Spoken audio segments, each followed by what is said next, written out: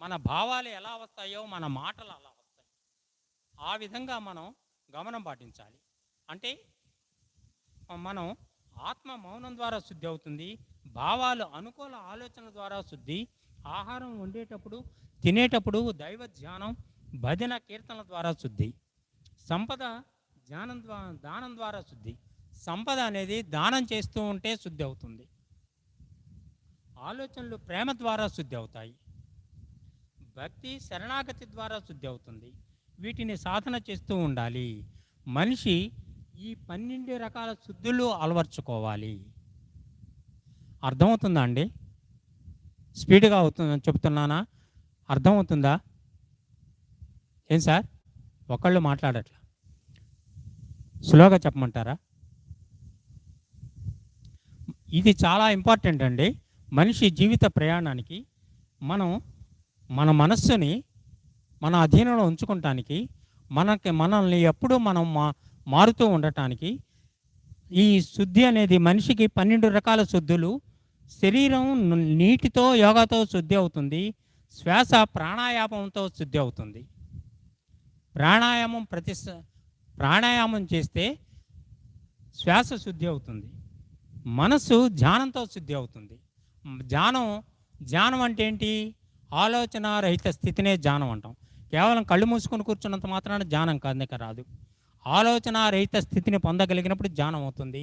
అప్పుడు మనస్సు శుద్ధి అవుతుంది. మనస్సు యొక్క ప్రశాంతత అప్పుడు లభిస్తుంది. ఆ ప్రశాంతత వలన నీకు అన్ని పాజిటివ్ ఆలోచనలే వస్తాయి. అంతకుముందు ఉన్న నెగిటివ్ ఆలోచనలన్నీ చచ్చిపోతాయి అన్నమాట. మనస్సు ధ్యానంతో శుద్ధి. బుద్ధి ఆధ్యాత్మిక జ్ఞానం ద్వారా శుద్ధి. ఆధ్యాత్మిక జ్ఞానం ద్వారా బుద్ధి శుద్ధి అవుతుంది.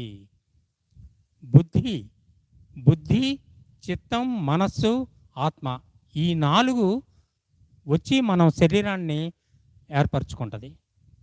మనకి ఆత్మ పైన పరమాత్మ నుంచి వచ్చేటప్పుడు ఆత్మతో పాటు మనస్సు బుద్ధి చిత్తం అహంకారం ఇవి వచ్చేస్తాయి అన్నమాట మనకి ప్రాణంతో పాటు.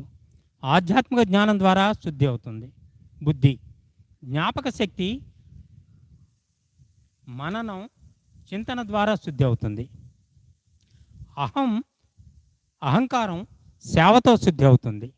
సేవ చేయటం వలన మన అహంకారం శుద్ధి అవుతుంది. ఆత్మ మౌనం ద్వారా శుద్ధి అవుతుంది. బాహ్య మౌనం అంతర్మౌనం ద్వారా ఆత్మను శుద్ధి చేసుకోవచ్చు మనం. భావాలు అనుకూల ఆలోచనల ద్వారా శుద్ధి అవుతాయి. ఆహారం వండేటప్పుడు తినేటప్పుడు దైవ ధ్యానం భజన కీర్తనల ద్వారా శుద్ధి.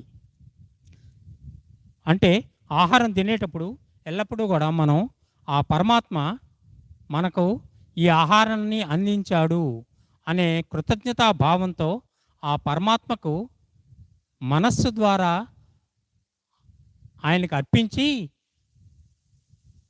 తర్వాత దాన్ని మనం స్వీకరించాలి. అప్పుడు ఆహారం శుద్ధి అవుతుంది.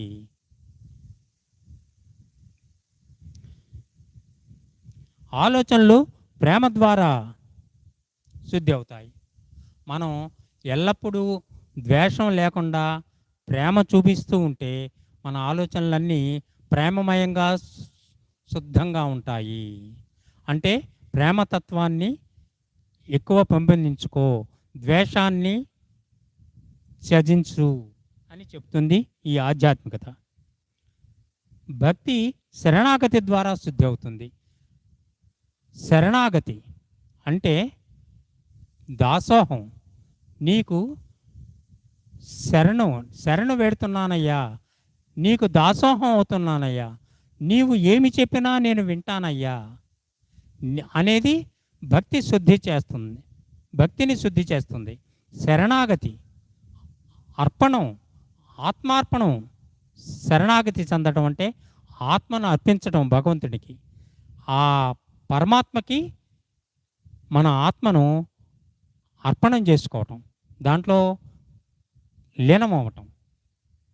దానికి భక్తి శరణాగతి ద్వారా శుద్ధి అవుతుంది.